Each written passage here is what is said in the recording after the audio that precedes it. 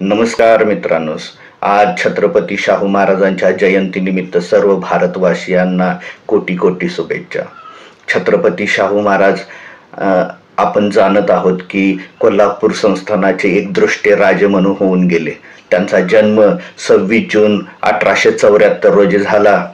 त्यांचे मूळ नाव यशवंत होते. ते कोल्हापूर संस्थानाचे राजे होते. त्यांनी आपल्या राजसत्तेचा उपयोग केवळ कारभारासाठी न करता समाजातील दुर्बल, मागासवर्गीय, दलित व महिलांना न्याय मिळावा यासाठी केला.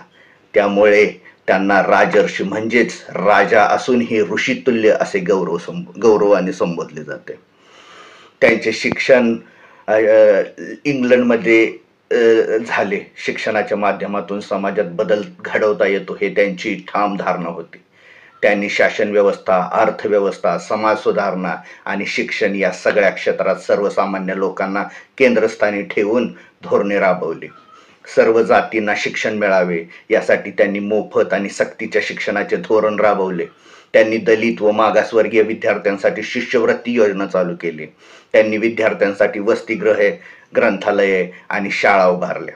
1902 मध्ये शाहू महाराजांनी पहिल्यांदाच मागासवर्गीयांसाठी 50% आरक्षण जाहीर केले. ही आरक्षण प्रणाली भारताच्या सामाजिक न्यायासाठी पायाभरणी ठरली. हा निर्णय तेव्हा अत्यंत धाडसी होता, परंतु त्यांनी समाजहितासाठी तो अंमलात आणला.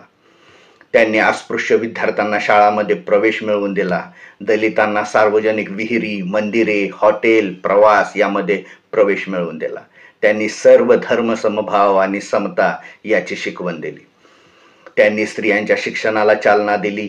बालविवाह, सतीप्रथा, हुंडा अशा अन्यायकारक प्रथांचा विरोध केला.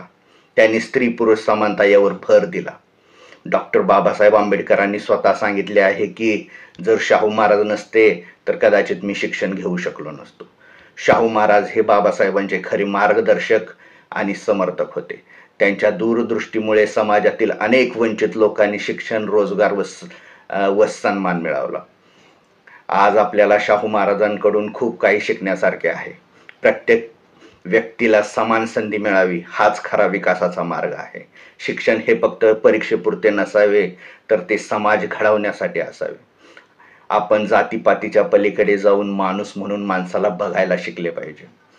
आज शाहू महाराजांच्या जयंतीच्या दिवशी आपण त्यांच्या विचाराचे स्मरण करून समतेची, न्यायाची आणि शिक्षणाची मशाल पुढे नेऊयात. त्यांच्या कार्यातून आपण प्रेरणा घेऊन समाजात खऱ्या अर्थाने परिवर्तन घडवण्याचा संकल्प करूया. जय शाहू, जय भीम,